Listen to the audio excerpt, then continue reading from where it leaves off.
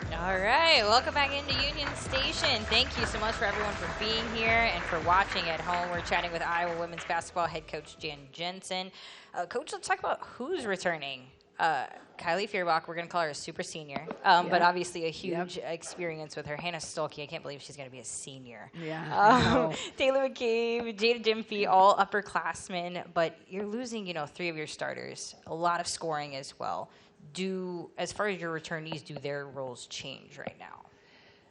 Yes. I mean, it'll be fun to see Hannah. Last year when if you've read about our program, Hannah had a knee surgery 2 years ago after we won Connecticut. Then we lost to South Carolina in the championship game.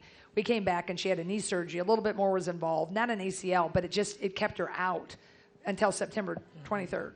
Yep. So we lost all of that extra summer work. So we were trying to do the power forward because that'll be her natural position this year.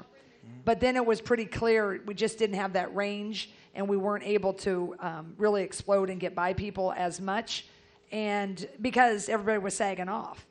And so then it affected her game a little bit, but it also affected everybody else to get into the paint. So when we shifted her back to the 5, that was part of the reason we started to play a little bit better.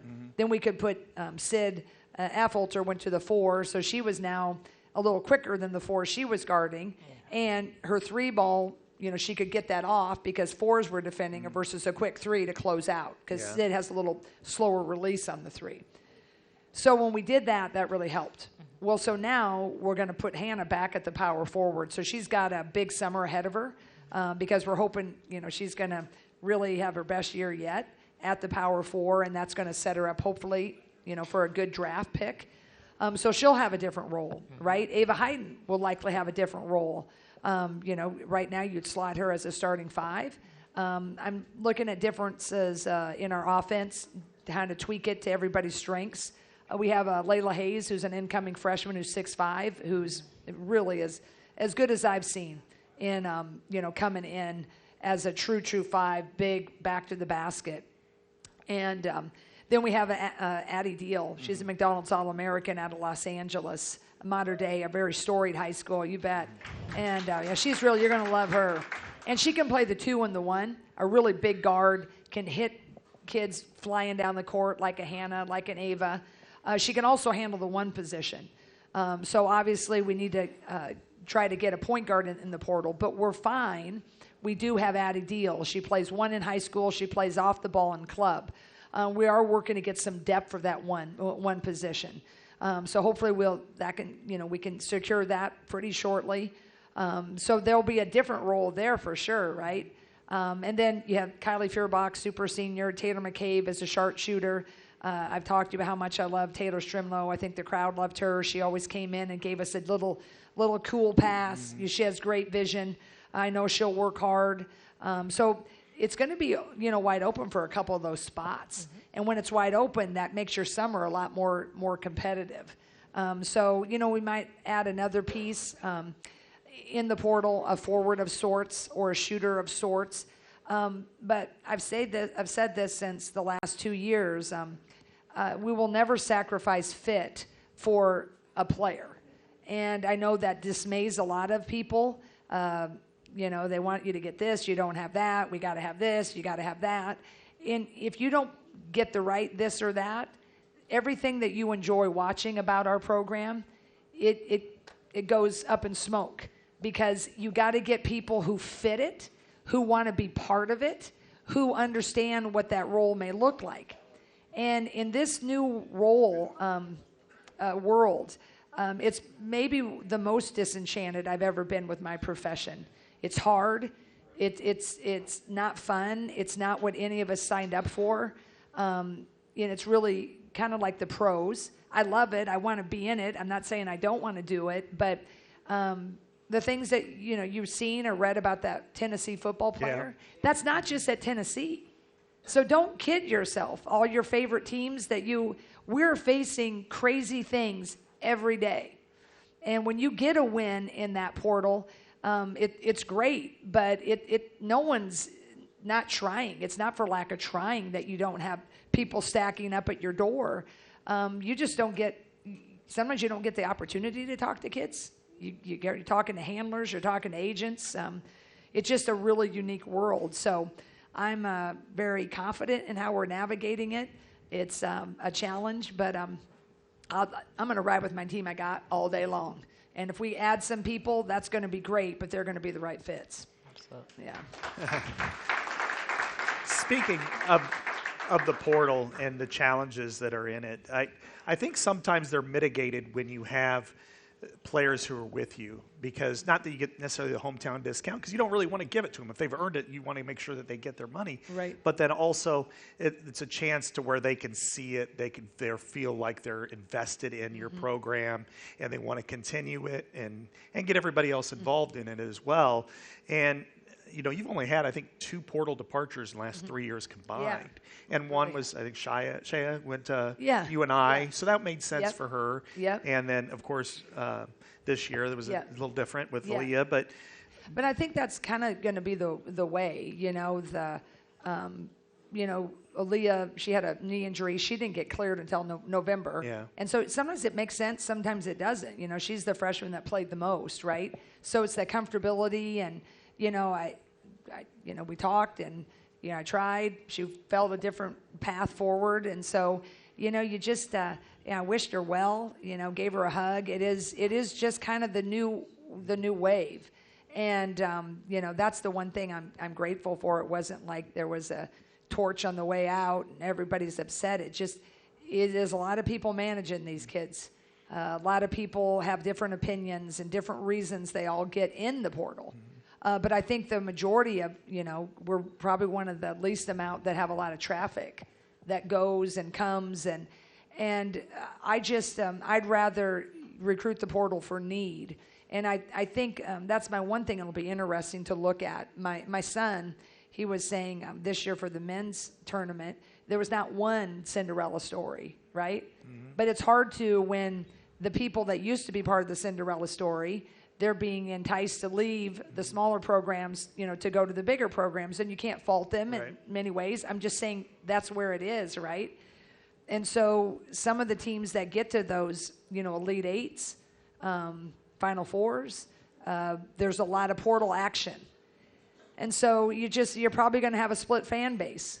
Some are going to be like, yeah, let's go, let's put all the money, let's go, let's win, we want to win. And other people kind of like that, let's get that core. Let's follow them through. Mm-hmm. And I think we're so early in this experiment. What I'm trying to do is just kind of land at that hybrid.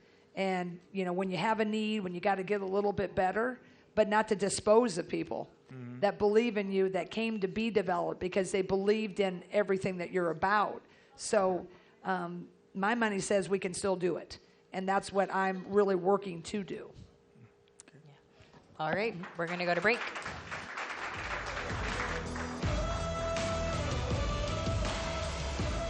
All right, welcome back into Union Station. We are going to ask some audience questions, and then Coach Jensen has to head back to Iowa City. She's got an important guest. All right, with the new addition to the coaching staff, I'm assuming Lysandra Barrett, how do you reassign recruiting areas? With Lysandra, she's got a national name. She's got played at LSU, grew up in Mississippi, coached in the ACC at Georgia Tech. But she's got a good pulse on the whole country because she's recruited at different places, and I can introduce her to some of the people up north. But we kind of do it holistically. I'm anxious. We haven't hardly gotten to work together yet. We're all going to go recruiting this upcoming weekend, so we're just going to make sure our recruiting lists are crossing, and then we will kind of decide what that approach is going to look like. Are we going to divide it up by class? Do you divide it up regionally? All I know is I'm glad she's directing because she's got a really great reach. But I can't wait for you all to meet her. She's just a really special person, and we clicked the very first phone call, and I'm beyond thrilled that we have her. She's awesome. Fabulous. All right, what do you look for in a player in the portal? Really fit. I mean, number one, we kind of know what we need. We need a point guard. We might need a forward that can rebound like Sid to give us a little more depth, right? So you kind of start out there, and then I call them up, and I have certain questions that are kind of team oriented. If they start with money and playing time, I'd move on. And so it just is, you got to have a fit. We'll eventually get to all that, but you got to kind of want to be a part of us first and foremost, and then we'll get to all of that. But I really look for that fit, that it's the style that's like ours, just kind of a team first, to a degree. I mean, if you got, bucket getters, I'm talking to a couple of those too, right? But there's just a way, I think there's a way we recruit, a style, so I make sure of the fit.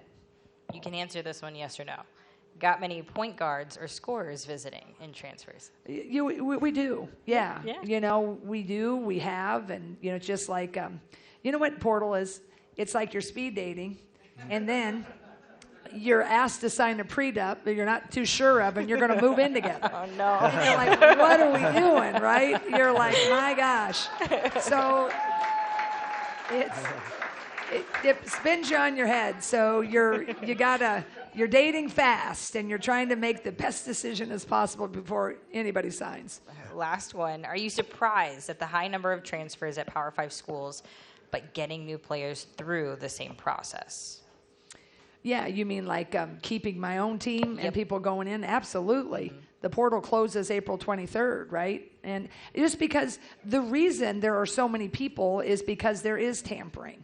Because if it's not a school doing it, it's an agent that's trying to shop people around. And it's, you can't really, you understand, like the kids get a little bit, challenged because people are telling them about this crazy money that's out there that really may or may not be there, right? And so you just got to hope that your people, that you've been, true to who you've been and true to who they are through that whole process, that they don't want to go test the waters, that they like what they feel here. But I'd say every coach in the country is always, when the season ends, you're just kind of bracing, right? So it is a little bit of a stressor. And, I think every coach should tell you this, I call it portal combat. You're just kind of like, ooh, heard that there somewhere, one of my earlier or whatever. So it just feels like you're at the battlefield, but it is part of it. And we're having, our staff is doing a good job. We're looking at people, getting people to visit, but you just got to find that fit. Absolutely. Yeah. Thank you, Coach Yeah, Jensen, thank for you. being here. We Let's give her appreciate another it. round of applause. Thank you. Thank you so much. Thank you. We'll be right back.